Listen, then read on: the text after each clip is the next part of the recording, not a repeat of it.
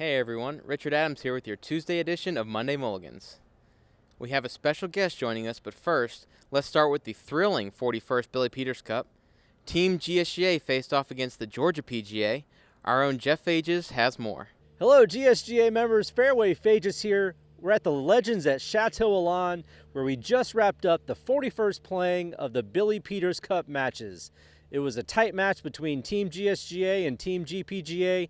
Check out the highlights. This is the 41st playing of the Billy Peters Cup matches. Team GSGA was looking to take home the cup for the first time since 2009. Day one got started with 4-ball matches. The Georgia PGA team was sinking putts early, but after a few unlucky breaks, Team GSGA responded with some great play of their own. At the conclusion of the Sunday morning 4-ball matches, the overall match stood all square. The afternoon session featured foursomes where GSGA came out firing, hitting fairways and sinking putts to win holes. Team GSGA was able to pull ahead in a number of matches and finished the first day leading the Georgia PGA 8.5 to 7.5 with 16 singles matches left to play Monday morning. With a coin flip deciding who called out the first player in the singles pairings draw, GSGA came out in final round red uniforms but got off to a slow start. After a thrilling comeback attempt, GSGA was able to swing many matches in their favor and win 7 singles matches. However, they fell 1 point short from victory after Brian Dixon and Tim Weinhart made some incredibly long birdie putts to close out their matches on the 17th hole and seal the victory for the Georgia PGA team, with the final score being Georgia PGA 16.5, GSGA 15.5. That wraps up the 41st playing of the Billy Peters Cup matches. Thank you to host club, the Legends at Chateau Elan, their fine staff led by Sean Kane and Jeremy Walters, golf course superintendent Hal Gray. Congratulations to both teams, Team GSGA and Team GPGA, for your fine performance this year. For more pictures of the event, go to our Facebook page at facebook.com/GSGA1916. We were lucky enough to have Golf Channel analyst Nota Begay stop by our GSGA office. We caught up with him about the upcoming Eastlake Cup. Rajat Agarwal here with Golf Channel's Nota Begay. Nota, thank you so much for stopping by and joining us. So let's talk about the Eastlake Cup coming up shortly, being held the second year at Eastlake Golf Club.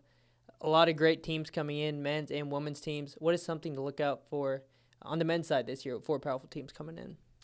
Well, I think you really have to take a strong look at Mike Small's University of Illinois team. He's been turning out some great golfers. We saw Thomas Peters participate at the Ryder Cup on behalf of the European team a couple of weeks ago. He played at University of Illinois, and Illinois is the only returning team from last year's Eastlake Cup. So on the women's side, you have to look at Stanford, which has been in the last 2 national championship matches and happened to come out on top a couple years ago. University of Washington looks great.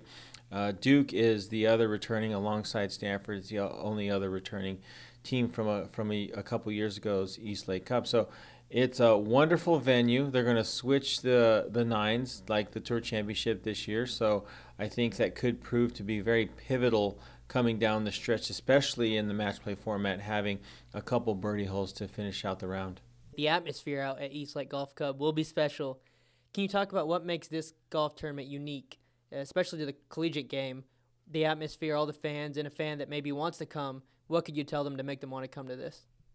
That match play is extremely entertaining. It's dramatic, it's tense, it's stressful. And if you want to see how much stress, you just go watch the coaches and the parents who are watching their kids and their players try and eke out a point here or there or make a 6-footer to have a hole. You just really never know where the important match is going to fall. It could fall on your number 5 man. It could fall on the shoulders of your best player. So that's one of the most intriguing things about match play, and I think that's one of the most entertaining things that came about at this past year's NCAA championship, both on the men's and women's side. You had players step up that weren't the marquee players on these teams. They had to step up. They had to hit big shots, and coming down the stretch, University of Washington's players did exactly that. Solomon Raza made that 8-foot putt to win the national championship for the first time in the history of University of Oregon golf. So those are things that they didn't know that they were going to have to do coming into the event, but it certainly is very entertaining for us. Look forward to seeing you at the East Lake Cup here in a little bit, and thank you so much for stopping by. My pleasure. We hope to see all of you out at the East Lake Golf Club from October 31st to November 2nd for the East Lake Cup. We will have much more from our interview with Nota Begay as the East Lake Cup approaches. Finally, a reminder that our final 2 member play days at Cartersville Country Club and Idle Hour Club are still open for entry, so be sure to sign up before all the spots are filled. That's it for this week. Until next time, get out and play.